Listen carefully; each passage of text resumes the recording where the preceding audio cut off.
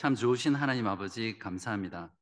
언제나 우리들을 바깥 어두운 데 버려두지 않으시고 말씀으로 찾아오셔서 하나님 자신을 우리에게 보이시고 또 알게 하시고 또 깨닫게 하시는 하나님의 은혜에 감사를 드립니다. 이 시간에 주의 말씀을 들을 때 우리 가운데 임재하여 주시고 그 말씀으로 우리를 새롭게 하며 변화시켜 주시며 또 힘을 주시는 그런 귀한 시간 되게 하여 주시옵소서. 말씀을 재단하고 판단하고 또 불순종하는 마음으로 듣지 않게 하시고 하나님의 말씀을 진심으로 사모하는 가운데 순종하는 말씀으로 듣는 복되고 귀한 시간 되게 하여 주시옵소서. 감사드리며 예수 그리스도 이름으로 기도합니다. 아멘. 네, 오늘 설교 본문은 좀 깁니다. 1장 19절부터 3장 마지막 절까지인데요. 그래서 제가 보니까 그 안에 풍부한 내용이 참 많아서 한 3번 정도 나눠서 설교를 해야 될 정도의 내용이었습니다. 그래서 오늘은 특별히 1장 부분에 이스라엘의 실패에 관한 스토리에 집중을 하려고 합니다. 그리고 2장과 3장에 있는 성공에 대한 스토리는 여러분들이 꼭 댁에서 읽어보시고 오늘 말씀을 듣고 나면 좀 더 그 내용이 마음에 와닿을 거라고 생각합니다. 분명히 다루기는 다룰 거지만 이스라엘의 실패에 좀 더 집중하면서 다루도록 하겠습니다. 음, 성공하는 사람들의 비결을 보면 의외로 간단합니다. 그들은 실수와 실패를 많이 한 사람들인데 그냥 그러한 실패를 그대로 낭비하지 않고 그 실수를 통해서 배우죠. 그래서 실패의 요인이 무엇인지를 잘 분석해서 그렇게 하지 않고 성공을 위한 어떤 도약으로 삼습니다. 이렇게 간단한 성공 비결이 있는데도 세상에서 실제로 성공하는 사람은 많지 않습니다. 왜 그렇다고 생각하세요? 왜냐하면 실패의 경험이 있지만 그 실패를 통해서 배우지 못하기 때문입니다. 설령 배우는 것이 있다 하더라도 그 배운 것을 실제 삶에서 적용하지 못하기 때문에 대부분의 사람들은 성공하지 못합니다. 독일의 철학자 헤겔이 이런 말을 했습니다. 우리는 인간은 역사를 통해서 아무것도 배우지 못했다는 것을 역사를 통해서 배웠다. 한 번 더 하겠습니다. 우리는 인간은 역사를 통해서 아무것도 배우지 못했다는 것을 역사를 통해서 배웠다. 이런 말을 했습니다. 그 말은 인간의 역사를 보면 과거의 실패를 본보기 삼아서 현재와 미래의 똑같은 실수를 반복하지 말아야 하는데 인간의 역사는 늘 동일한 일들이 계속해서 반복되는 그러한 역사를 지적하는 내용입니다. 왜 그럴까요? 저는 인간의 본성이 바뀌지 않았기 때문이라고 생각합니다.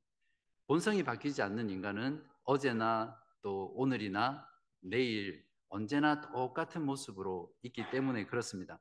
같은 실수를 반복하더라도 또 타인의 실수를 통해서도 배우지 못하고 늘 동일한 실수를 반복하는 게 어떤 인간의 보편적인 성향이라고 할 수 있습니다. 개인이든 국가든 그러한 어떤 실패의 역사를 통해서 아무것도 배우지 못하고 실패를 끊임없이 반복하는 것은 참 어리석고 또 불쌍한 일이라고 우리는 생각해 볼 수 있습니다. 여러분도 지금까지 살아오면서 수많은 실패의 경험들이 있을 겁니다. 아마 이 자리에 성공만 하면서 지금까지 살아오신 분은 없으실 거예요. 여러분들 중에 그러한 실패 가운데 어떤 실패는 내 인생에 정말 삭제하고 싶은 뼈 아프고 쓰라린 실패의 경험도 있습니다. 저도 비록 말씀을 드릴 수는 없지만 그런 파내고 싶은 그런 아픈 실패의 경험도 있습니다. 그러한 실패를 경험했을 때 여러분은 그러한 실패를 가지고 그저 기억하기 싫은 그런 것으로 흘려보내셨습니까? 아니면 그러한 실패의 경험을 통해서 비록 고통스럽지만 많은 것들을 배워서 여러분의 삶의 성장과 성숙과 또 성공으로 나아가는 그런 소중한 재료, 소중한 자산으로 삼으셨습니까? 오늘 본문은 모세가 광야의 새로운 세대인 이스라엘 백성들에게 자기 부모 세대의 그 실패의 역사를 다시 회고하면서 고별 설교하는 내용의 부분입니다. 이스라엘 백성의 역사는 그들만의 역사는 아니죠. 영적인 이스라엘 백성이 된 저와 여러분들의 믿음의 조상의 역사입니다. 그렇기 때문에 오늘 말씀 속에 있는 그 이스라엘 백성들의 실패의 역사를 통해서 아무것도 배우지 못하는 그러한 어리석음을 범하지 말고 잘 배워서 그들의 실패를 우리의 삶 가운데 반복하지 않고 성공적인 신앙생활을 하는 그런 저와 여러분이 되시기를 간절히 바랍니다. 1장 19절부터 46절까지는 특별히 가데스 바네아라는 그 지역에서 이스라엘이 어떻게 실패했는지에 대한 그 역사를 회고하면서 설교하고 있는 내용입니다. 가데스 바네아는 시내산에서 출애굽한 백성들이 모세를 중보자로 통해서 하나님과 이스라엘 백성들이 언약을 맺잖아요. 그리고 십계명과 율법을 받는데 그 시내산에서부터 11일 정도 걸어가면 도착할 수 있는 곳입니다. 거기에서 철저한 실패를 이스라엘 백성들은 경험을 합니다. 이때 이 설교를 듣는 이들은 누구죠? 가데스 바네아에서 반역했을 때 20살 인구 조사를 했을 때 20살이 되지 않았던 자녀들 그들이겠죠. 왜냐하면 20살 이상 됐던 자녀들은 그 세대들은 광야에서 다 죽었거든요. 그러니까 적어도 40세 많아야 60세 정도 되는 세대입니다. 그리고 광야 38년 동안 40년 동안 방황할 때 거기에서 태어났던 광야 2세대가 바로 지금 모압 평지에서 모세의 설교를 듣고 있는 청중입니다. 모세는 이번만큼은 그 38년 전의 실패를 반복하지 않고 반드시 가나안 정복에 성공하기를 간절히 원했습니다. 이를 위해서 그러니까 광야 신세대들이죠. 그들에게 그 부모 세대들의 그 비참하고 쓰라린 실패의 지점으로 데려가서 그들의 부모의 실패를 반복하지 않고 성공적으로 가나안을 정복하도록 가르치고 깨우치고 권면하는 그런 설교를 하고 있는 겁니다. 자, 그래서 우리도 함께 그들의 실패 현장으로 가보겠습니다. 가데스 바네아에 도착한 이스라엘 백성들에게 하나님께서는 그들에게 내가 이 땅을 너희들에게 선물로 주었으니까 두려워하지도 말고 주저하지도 말고 가서 그 땅을 차지하라고 명령하셨죠. 그래서 이스라엘 백성들은 그 하나님의 말씀을 신뢰하고 믿고 그냥 그 땅에 들어가서 정복하면 됩니다. 왜냐하면 선물이라는 게 그렇잖아요. 그냥 받으면 되잖아요. 근데 이스라엘 백성들은 그 하나님을 온전히 신뢰하지 않습니다. 그래서 정탐을 하겠다라고 이렇게 제안을 하죠. 정탐한 그 결과 가나안 땅은 하나님의 말씀대로 젖과 꿀이 흐르는 정말 좋은 땅이었습니다. 그렇지만 그 땅을 차지하고 있는 그 가나안 족속들은 크고 장대하고 거대하고 그 수가 많고 또 그들이 구축한 그 성은 도무지 점령할 수 없을 만큼 그런 난공불락의 요새처럼 보였습니다. 그들에게는 그림의 떡이나 마찬가지였죠. 현실의 장벽에 압도된 채 두려움에 사로잡혀서 결국 그들은 하나님의 명령을 거부하고 맙니다. 1장 26절에서 27절입니다. 그러나 너희가 올라가기를 원하지 아니하고 너희의 하나님 여호와의 명령을 거역하여 장막 중에서 원망하여 이르기를 여호와께서 우리를 미워하심으로 아무리 족속의 손에 넘겨 멸하시려고 우리를 애굽 땅에서 인도하여 내셨도다. 심지어는 하나님을 원망하기까지 했습니다. 정말 간덩이가 부어도 심하게 부은 자들이죠. 정말 하나님이 살아계시고 그분이 어떤 분이시며 그분이 무엇을 하실 수 있는지를 그들의 경험을 통해서 분명히 알고 믿었다면 그 하나님께 이렇게 원망할 수 없었겠죠. 이것은 에덴 동산에서 하나님이 금지한 선악과를 따먹고 하나님이 야단치실 때 하나님이 나와 함께하라고 주신 그 여자 때문에 선악과를 먹었습니다라고 했던 그 원망이 동일하게 반복되고 있는 현장입니다. 430년간 노예 생활에서 구원해 준 게 하나님께서 자기들을 미워해서 가나안 족속에 죽게 하기 위해서였다라는 이런 엄청난 원망을 하죠. 그러니까 마음이 꼬여도 단단히 꼬여 있는 그런 상태입니다.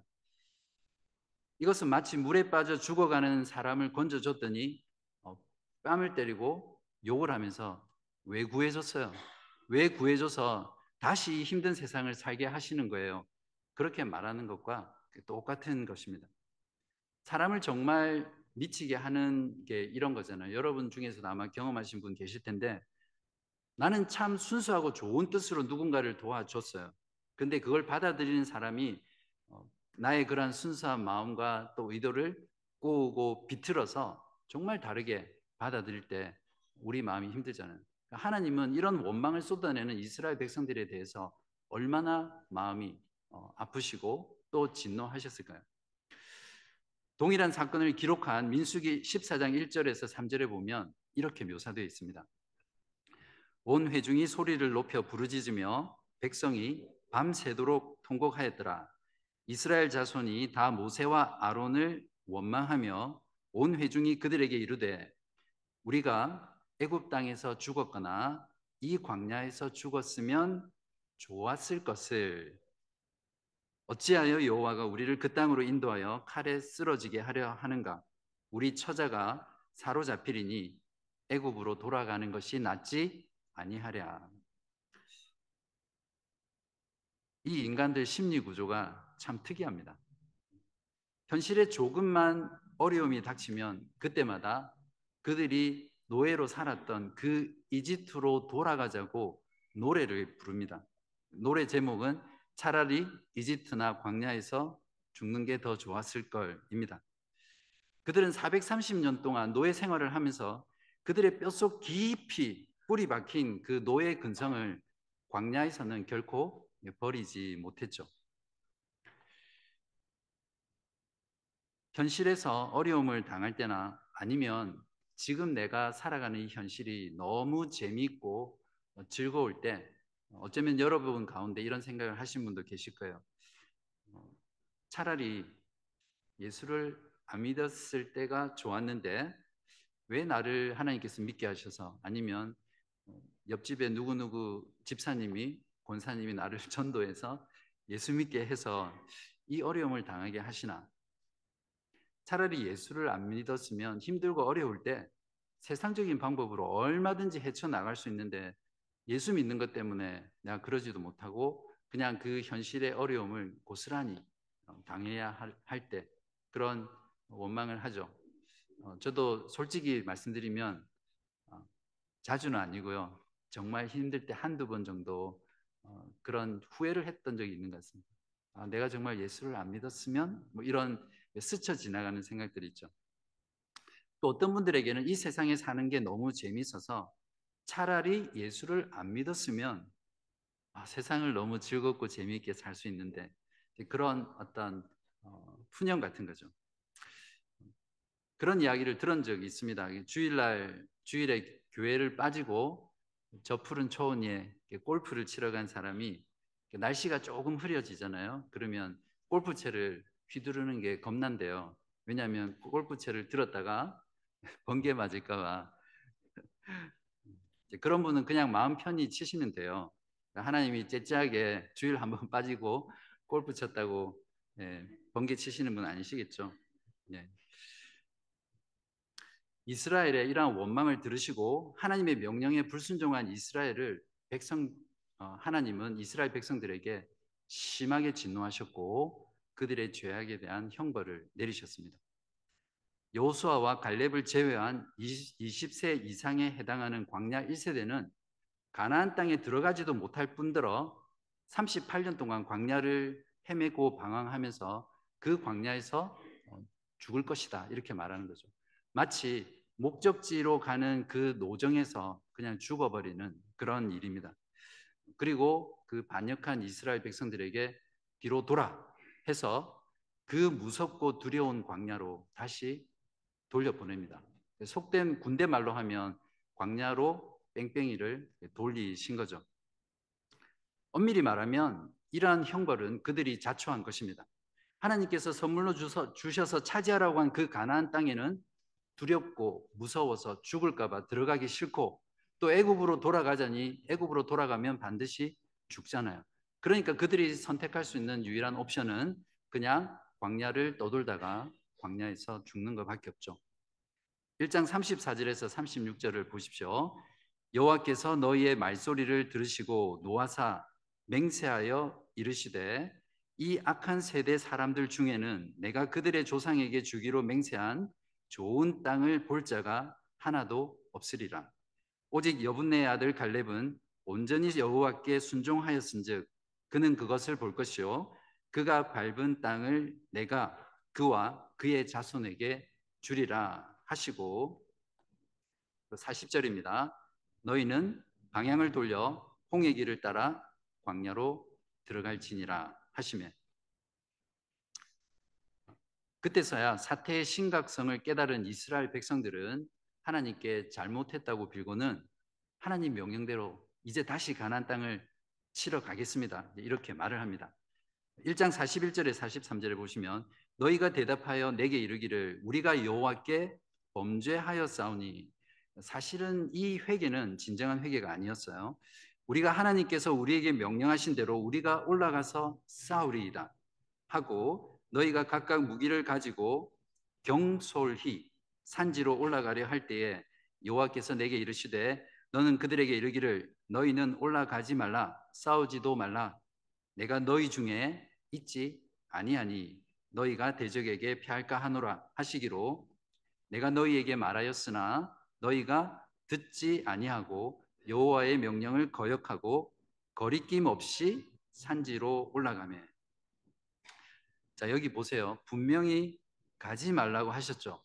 그런데 경솔히 거리낌 없이, 여기서 거리낌 없다는 것은 무례하게 주제 넘게 이런 뜻이거든요. 또다시 하나님의 명령을 어기고 올라갑니다. 실상은 그들의 마음에는 하나님과 하나님의 말씀이 안중에도 없습니다. 그저 벌을 받기 싫어서 화를 면하기 위해서 자기들 마음대로 행동하는 자들이었죠. 철저히 자기중심적 신앙입니다. 이건 엄밀히 말하면 신앙이라고 할 수 없죠. 인본주의입니다. 44절에서 46절을 보면 그 산지에 거주하는 아모리 족속이 너희에게 마주 나와 벌떼같이 너희를 쫓아 세일산에서 쳐서 호르마까지 이른지라 너희가 돌아와 여호와 앞에서 통곡하나 여호와께서 너희의 소리를 듣지 아니하시며 너희에게 귀를 기울이지 아니하셨으므로 너희가 가데스에 여러 날 동안 머물렀나니 곧 너희가 그곳에 머물던 날수대로니라. 가라 할 때는 안 가고 가지 마라 할 때는 갑니다. 청개구리나 똑같죠. 하나님께서 함께 하지 않는 전쟁은 백전백패입니다. 이미 늦었습니다. 아무리 그들이 통곡하고 그들이 나아간다 할지라도 돌이킬 수 없죠. 기차는 떠났습니다. 저는 신앙의 스타일에 따라서 형태에 붙이는 걸 좋아하거든요. 이름을 붙이는 걸 좋아하거든요. 이런 신앙을 뭐라고 부르는지 아세요? 주보에 보시면 제가 갈로 하나 또 갈로 두 개가 있는데 앞에는 두 글자로 된 한글이고요. 뒤에 갈로 두 개는 영어로 된 두 단어입니다. 한번 맞춰 보십시오. 발표 한번 해보시겠어요? 제가 정답을 말씀드릴게요. 정답은 뒷북 신앙, 영어로는 too late 신앙입니다. 성경에 이런 신앙을 가진 대표적인 인물이 한 사람 있죠. 야곱의 형 에서입니다. 창세기 27장 34절에서 38절에 보면 잘 나와 있는데요.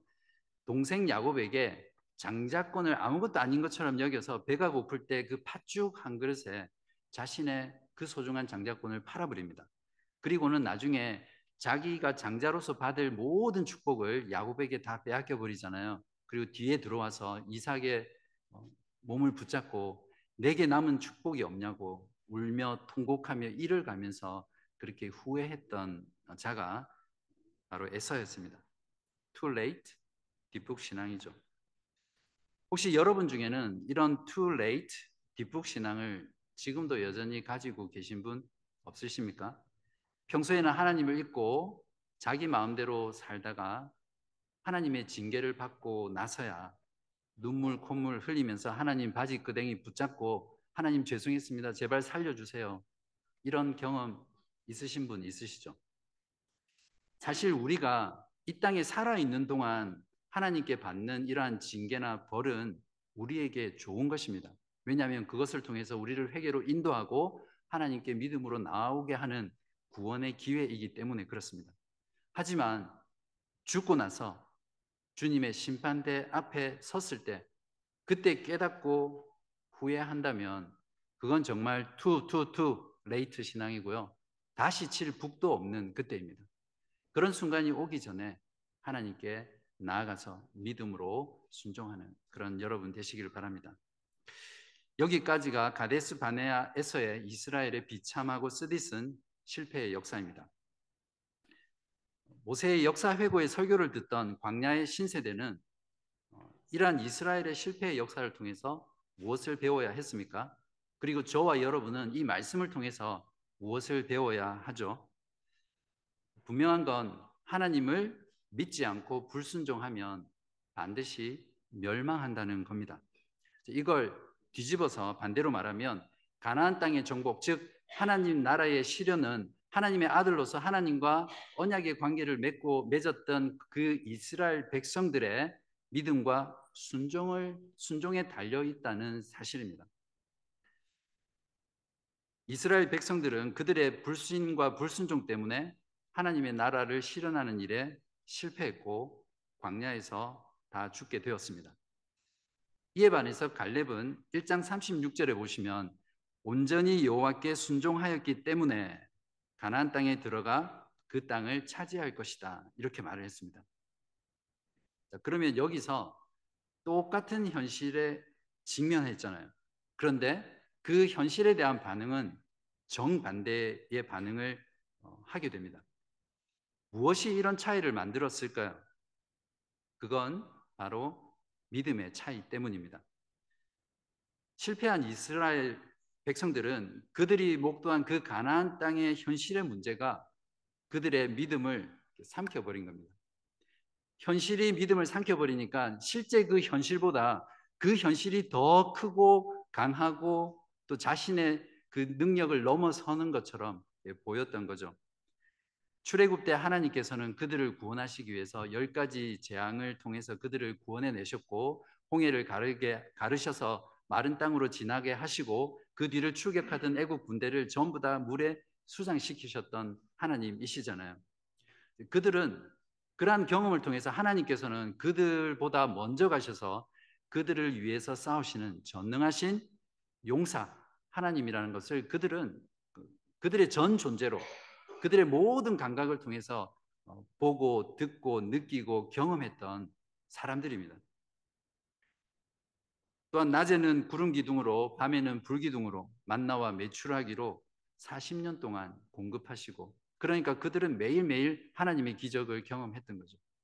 40년 동안 광야를 방황했지만 그 옷과 신발이 헤어지지 않도록 그들을 보호하신 분이 하나님이시라는 것을 그들은 경험했습니다. 또한 마치 부모가 자식을 등에 업고 품에 안아서 키우듯 그들을 광야에서 인도하신 하나님의 그 자비와 사랑을 그들은 경험했습니다. 그러나 그들은 그러한 하나님을 경험하고 놀라운 기적과 능력을 보았음에도 하나님을 망각했고요. 또 믿지 않았습니다. 모세는 그들에게 하나님이 어떤 분이며 또 어떻게 그들을 인도하실 것인지를 설득해 보았지만 소용이 없었습니다.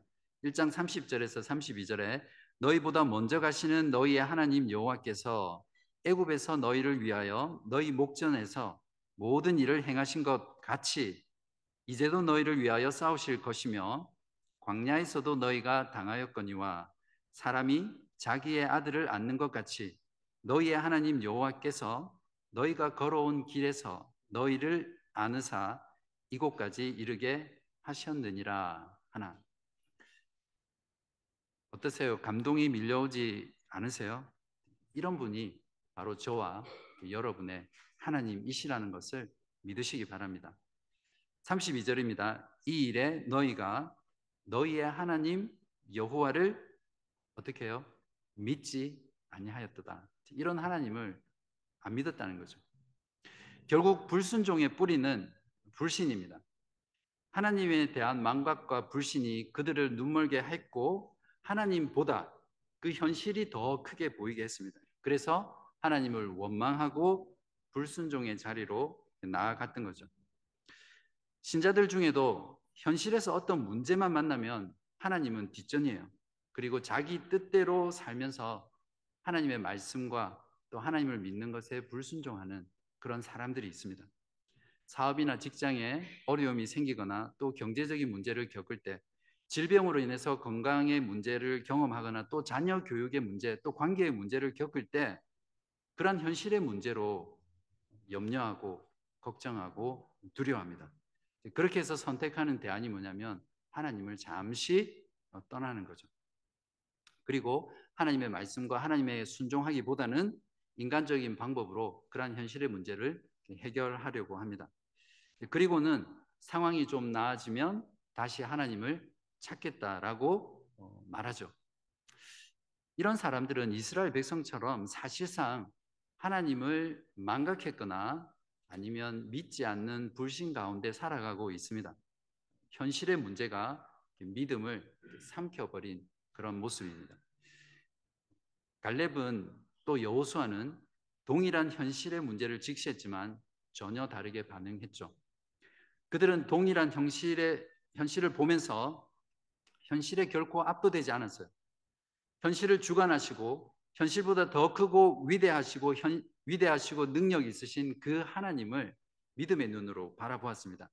그래서 자, 올라가서 그 땅을 취하자. 우리가 능히 이기리라. 이렇게 말할 수 있었습니다.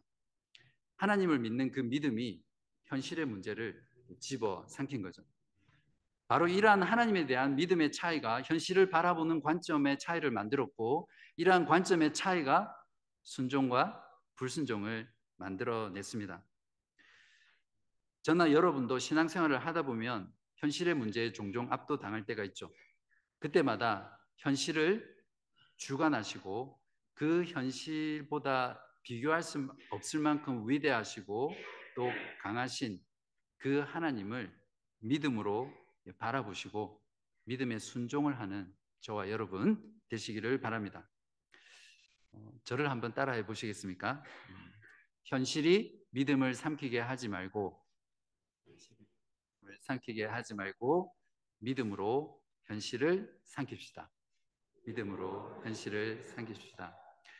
요한일서 5장 4절입니다. 무릇 하나님께로부터 난 자마다 세상을 이기느니라. 세상을 이기는 승리는 이것이니 무엇이라고요? 우리의 믿음이니라. 2장과 3장은 이스라엘이 불순종의 죄악에 대한 형벌을 다 마칩니다. 그 광야의 40년의 그 형벌을 다 마치고요. 이제 하나님께서 새로운 세대를 데리고 다시 약속했던 그 가나안 땅을 주시기 위해서 그들을 모압 평지, 시딤, 바알브올까지 인도합니다. 그곳은 가나안 땅이 요단강을 넘어서 보이는 그런 곳입니다. 가데스 바네아에서 그들의 부모 세대들이 가나안 땅을 보았던 것과 이렇게 똑같은 형태입니다. 이러한 여정 가운데 이스라엘이 하나님께 대한 믿음의 순종을 함으로써 작은 성공들을 맛봅니다. 가나안 땅을 정복하기 이전에. 자, 여기서 우리가 기억해야 될 전제가 있습니다.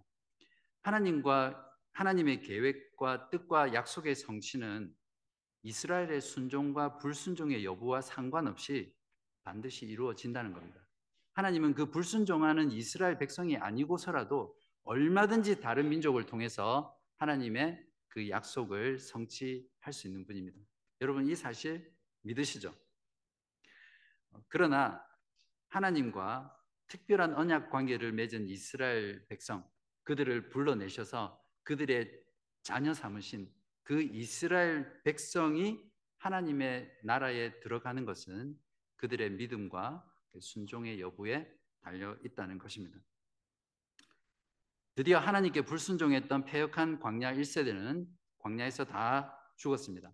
출애굽한 지 40년째 되던 해에 하나님은 광야에서 뺑뺑이 돌던 그 광야 2세대를 데리고 이제 가나안 정복을 위해서 북쪽으로 그들을 이동시키십니다. 그 여정 중에 이스라엘의 친족들인 에서의 자손, 또 모압 자손, 암몬 자손들의 땅은 건드리지 말고 또 그들과 싸우지 말고 그냥 지나가라고 합니다. 즉 정복해서는 안 되는 땅에 대한 경계를 주시는 거죠. 왜냐하면 그들은 이스라엘 백성들의 형제 민족들이었고 또 그들에게도 땅을 주시겠다고 약속하셨거든요. 그래서 하나님께서 그들에게 땅을 그대로 두라고 말씀을 하시는 거죠. 이 내용이 2장 1절부터 25절까지입니다. 그리고 2장 26절부터 37절 그리고 3장 1절부터 11절까지는 아모리 족속인 헤스본 왕 시온 그리고 바산 왕 옥과 그의 나라들을 진멸시키고 그 땅을 점령하는 그러한 이스라엘의 작은 성공의 역사에 대한 내용입니다. 하나님께서는 이처럼 이스라엘 신세대들에게 가나안 정복 전쟁에 마치 전초전으로서 샘플로서 승리의 경험을 주셨습니다.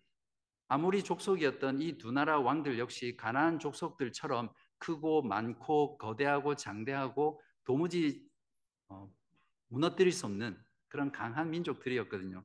그러나 하나님께서는 이 새로운 세대들의 믿음과 순종을 통해서 그들을 진멸시키도록 하셨고 이스라엘 손에 넘겨주었습니다. 그래서 그 주변 이방 민족들이 하나님과 하나님의 백성들인 이스라엘을 두려워 떨게 만드셨죠. 이러한 성공을 통해서 이스라엘 신세대들은 그들의 실패를 통해서 배웠던 것처럼 가나안 정복, 즉 하나님 나라의 실현은 그들의 믿음과 순종에 달려 있다는 것을 그 성공의 경험들을 통해서 더 강하고 더 분명하게 확신할 수 있었습니다. 그러므로 가나안 땅 점령을 눈에 앞두고 있는 그들이 해야 할 일은 무엇입니까? 하나님을 전적으로 믿고 담대하게 그리고 의심하지 않고 두려워하지 말고 그 땅으로 가서 점령하기만 하면 됩니다. 그 가운데 믿음과 순종이 필요하겠죠. 이후에 모세는 점령한 헤스본과 바산 땅을 르우벤과 갓 지파와 므낫세 반 지파에게 분배를 합니다. 그리고 자신도 그 가나안 땅을 보면서 이미 너는 못 들어갈 것이다. 너의 그 죄악 때문에 그렇게 말씀하셨는데도 너무 들어가고 싶어서 다시 하나님께 간청합니다. 그때 하나님은 이런 지하에 거절하죠. 다시는 이 기도 제목으로 기도하지 마라. 오히려 여호수아를 통해서 그가 이스라엘 백성들을 이끌고 가나안 땅에 들어갈 것이다. 그러니까 너는 여호수아를 강하게 하고 담대하고 그를 지도자로 준비시켜라. 이렇게 말씀하셨다는 것을 이스라엘 백성들에게 설교했습니다. 여기에 대한 내용이 3장 12절, 22절 그리고 29절까지입니다. 이렇게 해서 모세의 이스라엘 역사 회고 설교가 끝이 납니다. 모세는 이스라엘의 실패의 역사를 통해서 가나안 정복을 눈앞에 둔 그 신세대를 가르치고 또 깨우치게 하고 있습니다. 다시 한번 정리하면 무엇이었습니까? 하나님 나라의 성패는, 하나님 나라의 실현은 하나님과 언약 관계를 맺은 그 이스라엘 백성들의 믿음과 순종의 여부에 달려 있다는 것입니다. 과연 이들은 그들의 부모 세대와는 달리 철저한 믿음과 또 순종을 통해서 약속의 땅 가나안 땅에 들어가서 그 땅에서 하나님의 나라를 온전히 성취할 수 있을까요? 우리는 성경의 역사를 통해서 그들은 그 이후에도 끊임없이 믿음과 순종에 실패했다는 걸 잘 알고 있습니다. 하나님께서 선물로 주신 그 젖과 꿀이 흐르는 그 약속의 땅인 가나안 땅을 결국 잃어버리고 바벨론의 포로로 끌려갔죠. 그러니까 이스라엘 백성들은 역사를 통해서 아무것도 배운 것이 없는 민족이었습니다. 왜일까요? 처음에도 말씀드렸지만 그들의 본성과 또 그들의 마음이 변화되지 않았기 때문입니다.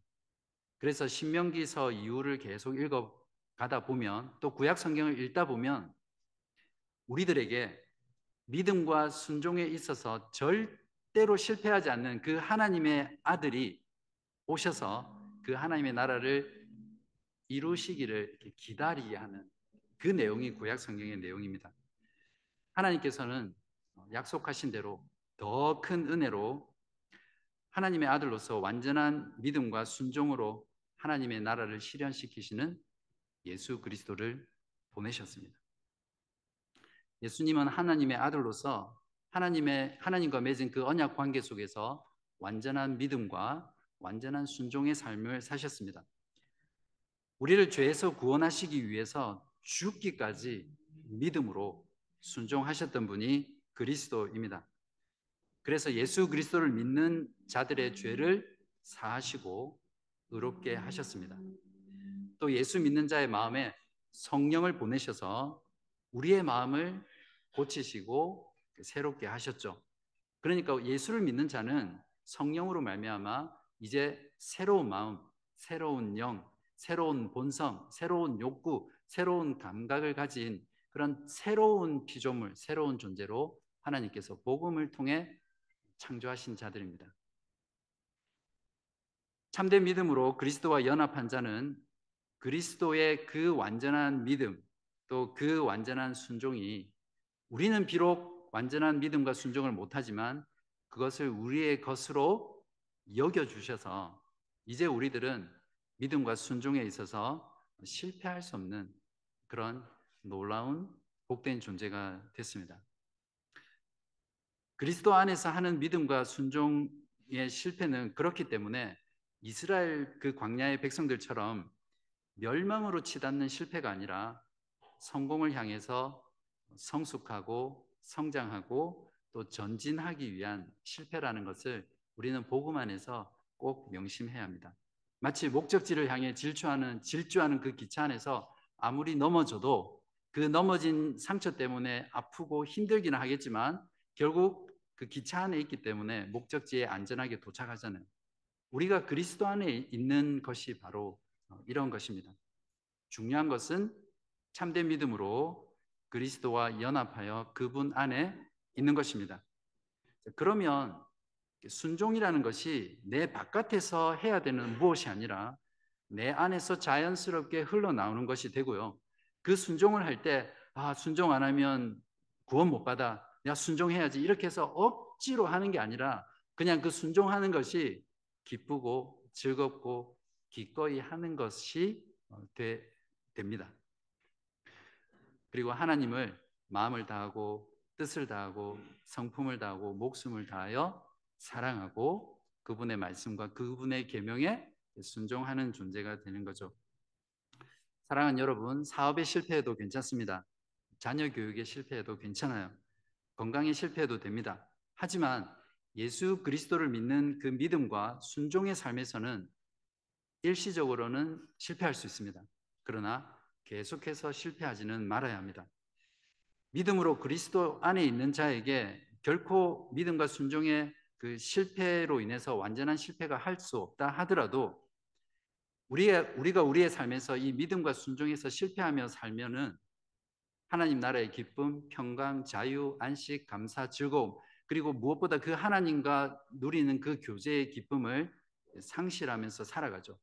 이러한 믿음과 순종에 실패한 채 경제적으로 아무리 안정되고 육체적으로 아무리 건강하고 세상의 모든 일들이 만사형통한다 하더라도 그거는 영적으로 만사불통이고요.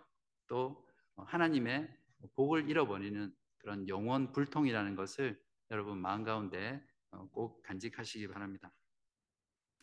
광야 1세대의 실패의 역사는 그들만의 역사가 아니었습니다. 우리에게도 동일하게 가르쳐주는 말씀이죠. 그래서 그들의 실패를 결코 낭비해서는 안 됩니다. 하나님 나라의 실현으로 성공의 발판을 삼아야 합니다. 하나님을 전적으로 믿지 못하고 불순종으로 인해서 겪었던 저와 여러분의 그런 개인적인 쓰라린 경험과 아픔과 또 실패의 경험들은 누구나 한 번쯤 갖고 있지만 그러한 실패를 결코 낭비해서는 안 됩니다. 그러한 실패를 통해서 아무것도 배우지 못한다면 우리는 그 실패를 낭비하게 되겠죠. 그리스도 안에서 하는 모든 실패의 경험들은 하나도 버릴 것이 없습니다. 실패를 여러분의 신앙생활의 성공의 재료로 삼으시기 바랍니다. 사도 바울은 고린도전서 10장 11절에서 이렇게 말했습니다. 그들에게 일어난 이런 일은 우리가 읽었던 그 이스라엘 광야의 모든 실패들을 말합니다. 본보기가 되고 또한 말세를 만난 우리를 깨우치기 위하여 기록되었느니라. 이스라엘의 실패와 또 저와 여러분의 실패가 바울의 말처럼 본보기가 되어서 종말을 살아가는 저와 여러분에게 큰 배움과 또 큰 깨우침이 되기를 간절히 바랍니다. 오늘 말씀을 통해서 하나님을 전적으로 믿고 순종하며 살아가는 그 길만이 하나님의 나라를 실현하는 참된 성공의 길이라는 것을 깨닫고 오늘이라 불리는 지금 여러분의 상황, 여러분의 형편, 여러분의 현실의 문제가 어떠하든지 그 가운데서 하나님을 전적으로 신뢰하고 믿음과 순종의 길을 걸어가는 여러분 되시기를 간절히 바랍니다. 그렇게 할 때 우리는 실패를 낭비하지 않는 하나님의 백성이 될 것이라고 확신합니다. 기도하겠습니다.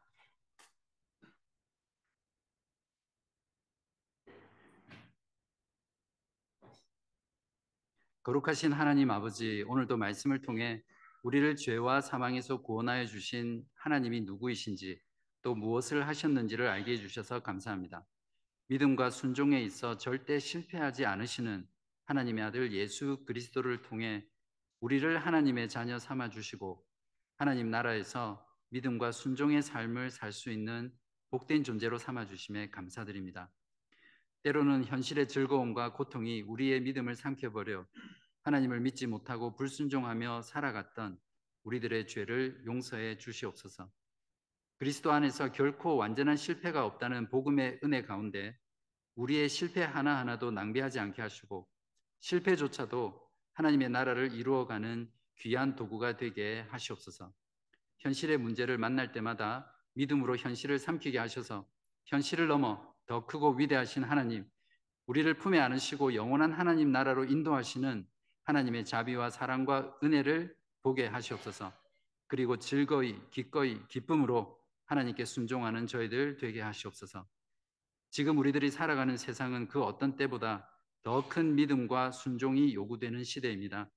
우리 주 예수 그리스도가 이 세상과의 싸움에서 우리의 대장이 되어 주시고 주님의 성령께서 우리의 믿음을 더 강하고 담대하게 하셔서 설령 그 길이 고난이 보장된 길이라 할지라도 먼저 가서 우리를 위해 싸우시는 하나님만을 전적으로 신뢰하고 의지하며 순종의 걸음을 힘차게 내딛는 저희들 되게 하시옵소서.